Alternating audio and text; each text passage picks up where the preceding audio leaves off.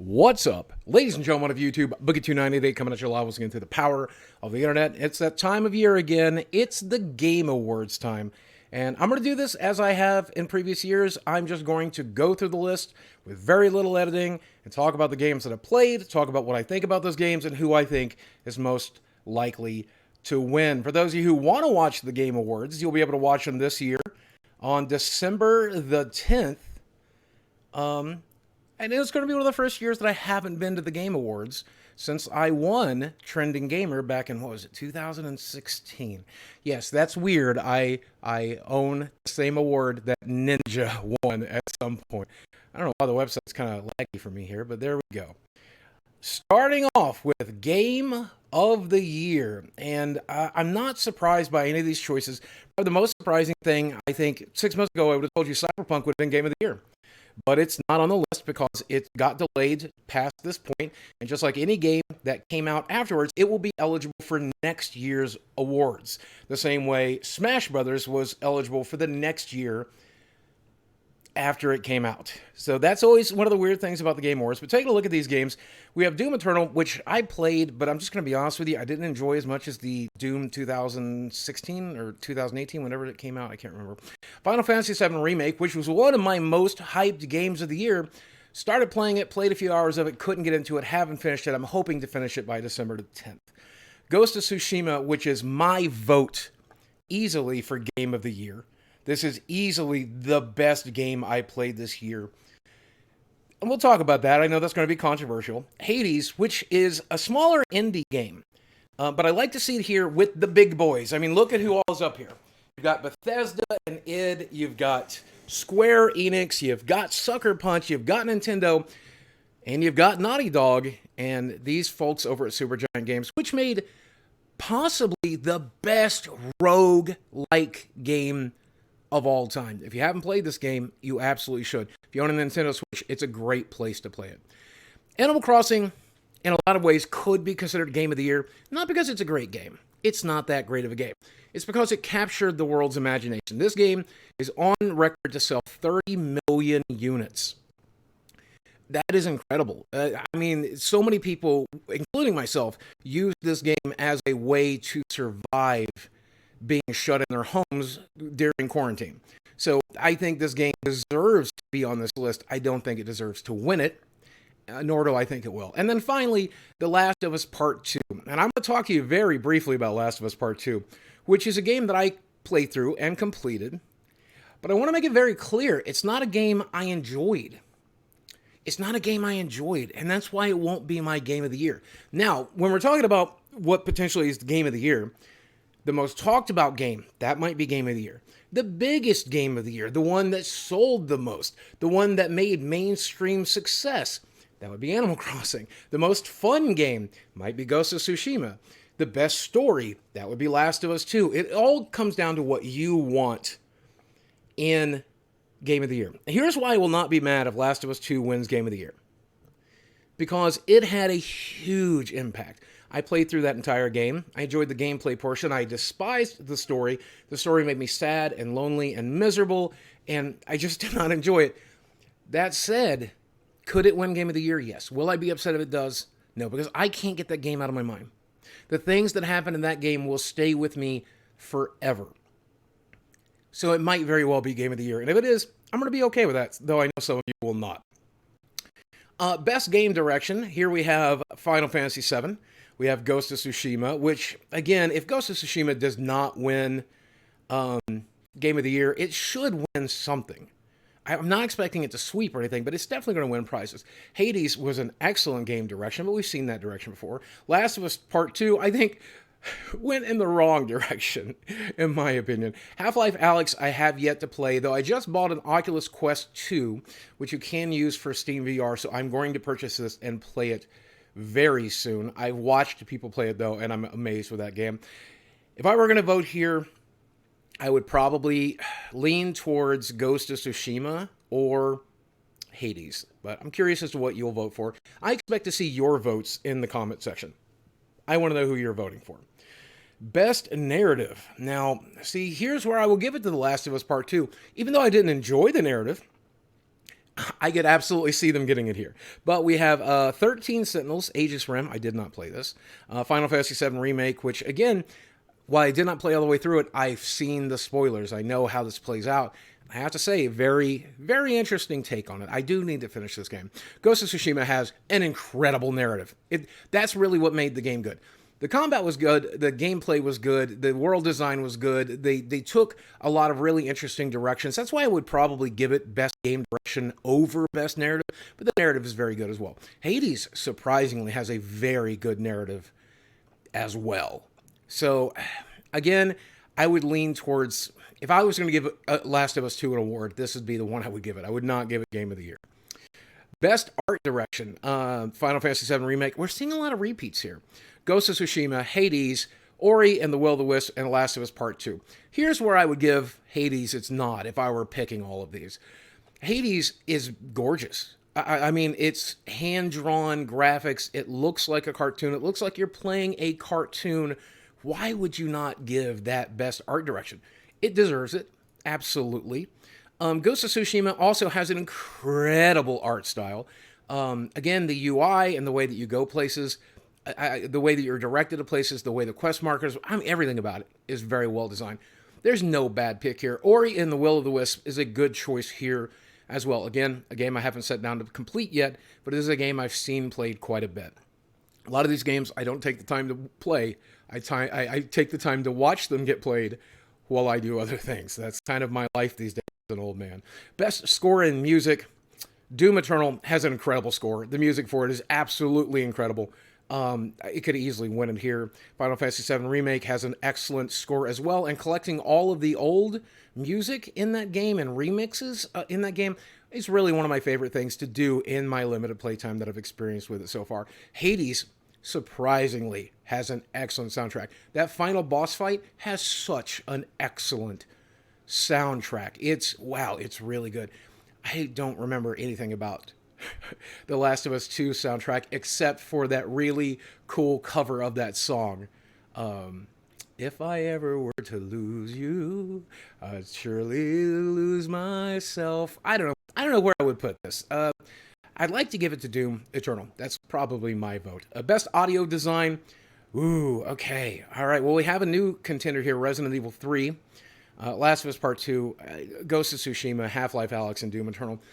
You know, even though I haven't played Half-Life Alyx, I would say making sound is one of the most important things in a VR game. I've been experiencing a lot of VR lately, and I definitely notice the sounds. So if this sound is good there, I think it's a good vote. But, of course, I would abstain from this because I don't really know some of the games there. Best performance. Ooh. All right. Well, we have another newcomer here with Miles Morales. That game is here. So we have Ashley Johnson as Ellie. She did an excellent job. Disagree with the plot all you want, but she really brought that character to life. Laura Bailey as Abby. I'm not going to say anything. Not one of my favorite characters, but the actress did fine with the character. Daisuke Tsuji as Jin Sakai. I probably butchered that. I apologize, Daisuke. What an incredible job he did in this game. I mean, at the end of the day, the Ghost of Tsushima, Jin is he's not a flat character. He's got a lot of depth to him, and they do a really good job of bringing that depth to the table. I feel like the writing there is probably not the 100% best that it could be, but the dialogue from every actor and every actress in that game was incredible. I'm surprised to not see some of the supporting cast available here. Logan Cunningham as Hades. Logan, you did an excellent job, sir. You are so good in that game. I love to loathe the character you played in that game. And then Naji Jeter, again, I'm probably destroying that name, but as Miles Morales. And I have to say, I don't feel like the character lines for Miles were very good. But he did a pretty good job with it. He really brought to life a newbie Spider-Man who did not know what he was doing, especially when it came to the quips. The hilariously bad quips were a lot of fun for me. So, I need to play through Miles Morales again. I just finished it. I don't know who to vote for here. I would probably go for the safe bet and give it to Jin Sakai there, probably. Games for impact. This is always a controversial category. Most people quit watching the video by the time I get to this one. These are games that, for a thought-provoking game with a pro-social meaning or message.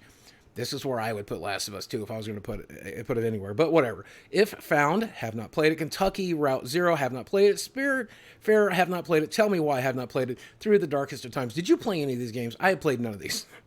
I haven't even heard most of these games. If any of these are on Game Pass, I will try them, though. Best ongoing games. This is Games as a Service. We have No Man's Sky here again. Many, many years in a row. Fortnite, again, many years in a row. Call of Duty Warzone, which I have dabbled with a little bit. Not a huge fan. Destiny 2, which probably will win this category. And Apex Legends, which is probably not going to. They might give it to Fortnite just to give it a nod. But those who vote, I'm hoping to see some Destiny 2. I don't really like to play any of these games that are Games as a Service unless it's Magic the Gathering Arena. We have Best Indie Title. Hades. It doesn't matter what else is here. Spelunky 2, fine. Spirit Fair, fine. Fall Guys was good. Carrion, I actually enjoyed that. That was played that for free on Game Pass. No, Hades.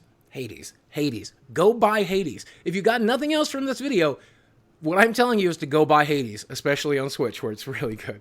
Best mobile game, Among Us is obviously going to win this one, but also we have Call of Duty Mobile, Genshin Impact, Legends of Runeterra, and Pokemon Cafe Mix.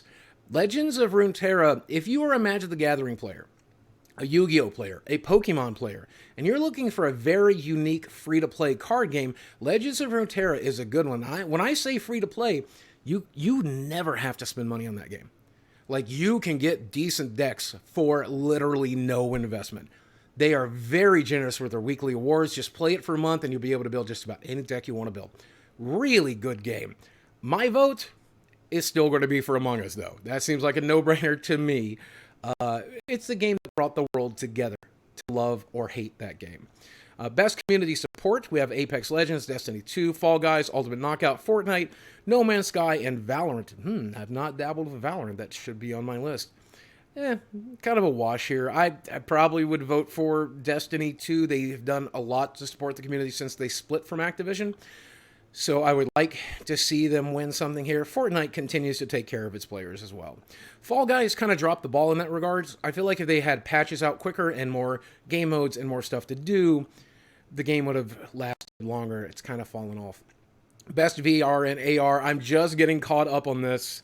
I did not mess around with Dreams. I have not played Half-Life Alyx. I have not played Star Wars Squadron. I have not played Marvel's Iron Man VR. And I have not played The Walking Dead Saints and Sinners, so I have to abstain. Innovation in accessibility. Now, these are games that make it a little easier for people to play, and I don't necessarily mean difficulty level, but when it comes to things that make it easier to press the buttons, that make it easier to enjoy the game, colorblind modes, things along that lines. Assassin's Creed Valhalla has a lot of settings right up front. I was really surprised by that. I'm only about 5 or 6 hours into that game, and I'm enjoying my time with that game, but I was glad to see the accessibility options, specifically for people like my friend Tyler or Steven Spoon, who definitely take advantage of those. We have Grounded, Hyperdot, The Last of Us Part 2, which had a lot of different modes, including a variety of color blinding modes and vision modes that made it easier to see things. You could change the colors of stuff. I was really surprised at how much accessibility was in that game. And then, of course, Watch Dogs Legion, which I don't remember any of the accessibility options, and I beat that game. I presume they were there. If I were going to vote here, give it to Last of Us 2. I think Last of Us Part 2 did an excellent job of making that game very accessible for anyone who would want to experience it. Though I have an argument. I do believe that YouTube makes these games very easy to consume as well. Sometimes when I don't feel like playing a game or a game is too hard for me, I watch it get played instead. Don't forget that that is an option. Best action game, Hades. Oh, maybe Doom Eternal. Half-Life Alyx. I'm downloading that tonight.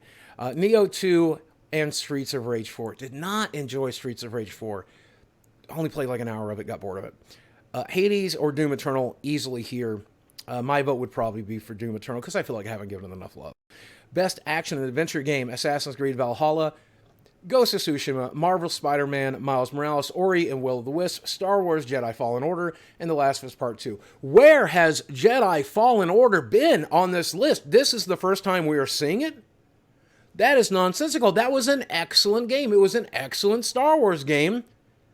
Respawn knocked it out of the park. EA let them do it instead of monetizing the hell out of it. That game should be...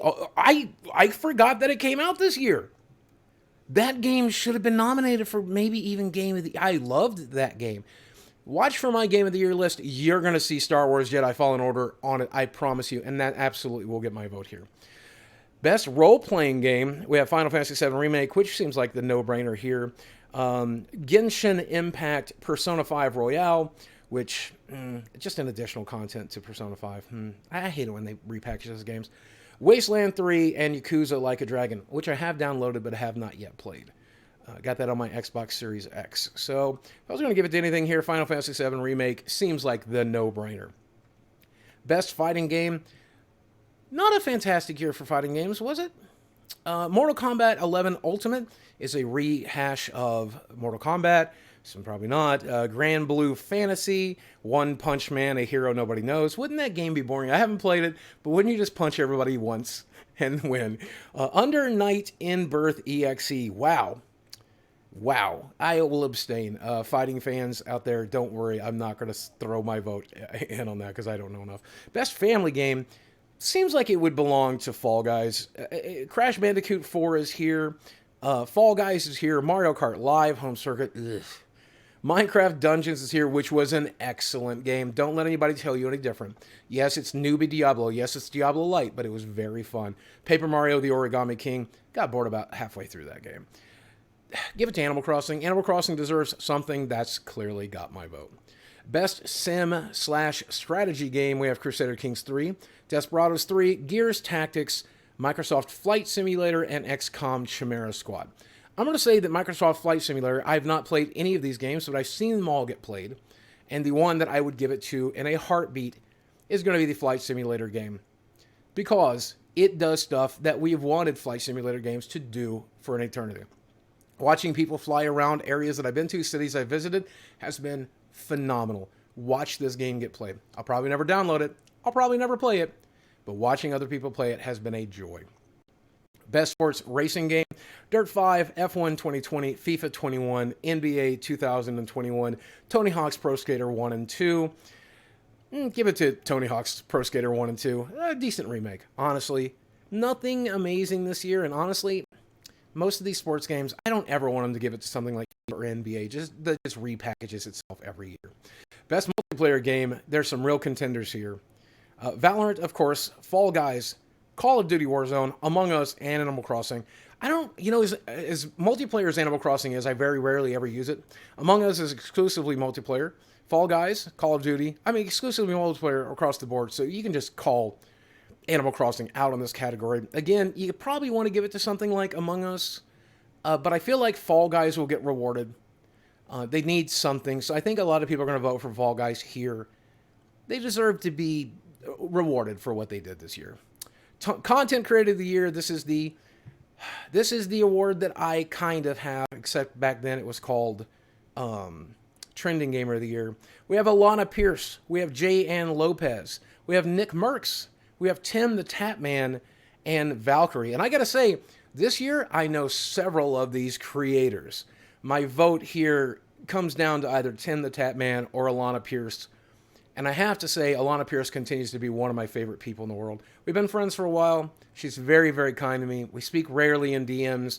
She's just an excellent person. But I do really enjoy Tim the Tatman as well. Tough vote there. I'm probably going to Alana, though. Best debut game, we have Carrion, which was a lot of fun. Really kind of old school feel. You really should download that and mess around with it. Mortal Shell, Raji, an ancient epic, Roki, and Phasmophobia. I still have yet to play Phasmophobia, and everybody wants me to live stream it, so I'll have to at some point. I would give this to Carrion, because it's the game I spend the most time with.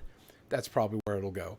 Best esports athlete, I will abstain. Best esports coach, I will abstain. Best esport event, I will abstain. Best esport game, I will abstain. I don't mess with the esports. I know that's an important part of the awards, but I will leave that up to the professionals who enjoy esports. That said, guys, I hope you enjoyed this video. It's a yearly tradition for me. It's something I like to do. It's just a good way to remind you of the excellent games that came out this year that you may not have gotten a chance to play, and an opportunity to talk about those games a little bit. And more importantly, give a shout out to the Game Awards, because as pretentious and silly as that may be, I think this industry, this hobby, deserves a mite to just pat ourselves on the back and say, good job. And I hope that the people that get to attend the awards this year, or however they're doing it, I don't even know. But I hope you stay safe. Go download some of these games. Guys, as always, thanks for watching. I love you very much, and I'll speak with you again soon. Go play Hades. Why are you not playing Hades right now?